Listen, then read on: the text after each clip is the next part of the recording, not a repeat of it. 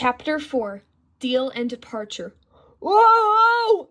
Blaze cried out as the malfunctioning tracks dragged him backward from the depot. Blaze! AJ and Gabby cried out. Blake! Richard shouted simultaneously, causing AJ and Gabby to look at him in confusion. Don't worry, I'll help him, Little Engine assured the kids before chugging off after Blaze. Blaze tried to apply his brakes, but it hardly slowed him down. Before Little Engine could catch up to him, Comet bumped Blaze off the tracks. Blaze transformed back into a monster machine and turned to face Comet and Iona. You're welcome, Comet smirked before leaving. Don't eat anyone while we're gone, except for the yardman and track cleaner, Iona added, following her sister away. That's not why we're called monster machines, Blaze growled under his breath. Little Engine pulled up, panting. Are you okay? Yeah, Blaze replied in his friendly manner. My transformation abilities are just acting up a little, that's all. Do you need me to take you back to your friends? I can get back there on my own if I don't touch the tracks, Blaze declined politely. But thank you. You're welcome, Real Truck. Little Engine smiled before leaving to find Rusty. Blaze smiled to himself as he carefully stepped over a set of tracks.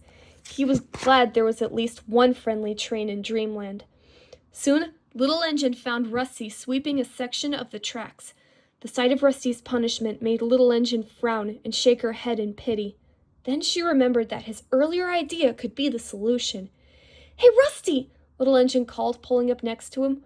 What were you saying about those old tracks? Rusty sighed as he and Little Engine stopped. I know nobody remembers now, but long ago, in the beginning, trains went over the mountain, not through it. It was grueling and dangerous. Sad to say, some trains never made it back, Rusty narrated. It was clear the trains needed a safer way to deliver wishes and dreams to the real world, so they decided to try and go through the mountain. It wasn't easy, but after years of hard work, the trains finally dug out the tunnel. But before the tunnel, there was another way? Yep, and I'm guessing those old tracks still exist. They used to say the turnoff's just a little north of the tunnel. With that, Rusty kept going and continued to sweep. Little Engine thought for a moment and then pulled up by Rusty again. So somebody could take the real kids and their truck friend back over the mountain. That's what I was trying to tell the tower. Don't worry, Rusty. I'll make the tower understand, Little Engine declared. Then she chugged around the bend to speak to the tower. Meanwhile, Blaze was making his way back to the depot, carefully rolling between and stepping over the tracks. He could hear the tower organizing another shift that would start exactly at sunset, but wasn't interested in listening. Until he heard Little Engine's voice. But ma'am, please, I'm trying. Enough! Tower snapped. Dreamland is a mess. I do not have time for you. None of us do, Runter, Cage-Rat added. Hey! Blaze drove up by Little Engine's side and glared at Tower and Cage-Rat. She's trying to help. What makes you think it's okay to talk to her like that? Everyone in the train yard was shocked. They were all used to someone needing to put Cage-Rat and her sisters in their place, but no one had ever spoken to the tower that way before. Cage-Rat moved towards Blaze, fuming. What makes you think it's okay to talk to us, period? On the last word, some of her spit flew onto Blaze's unimpressed face. Cage-Rat, back off and let me handle this, Tower ordered, to which Cage-Rat begrudgingly complied. And you, she added, turning to Blaze, we're trying to get you and those kids home, so don't you get mouthy with us! As Tower continued addressing the Dream Haulers, Cage-Rat smirked at Blaze, who let out a growl. Then, Little Engine got an idea. What if I can fix Dreamland? She asked Tower. Then can Rusty have his job back? Sure, Tower replied sarcastically. You fix Dreamland, and not only will I give Rusty his job back, I will throw him a ticker-tape parade as well. Some of the other trains laughed at the notion, especially Cage-Rat. Blaze just gave Tower a silent grin that meant, oh, she'll fix Dreamland all right. Hope you're prepared. Little Engine and Blaze left as Tower said, now, if I could just finish without any more interruptions. Why'd you get so mad at Tower back there? Little Engine asked softly. She was being unnecessarily dismissive to you, Blaze replied, keeping his voice steady despite his feeling his anger returning. And that other train was even worse. Little Engine looked down. I'm used to it. Blaze's eyes and voice softened with sympathy. But it's wrong.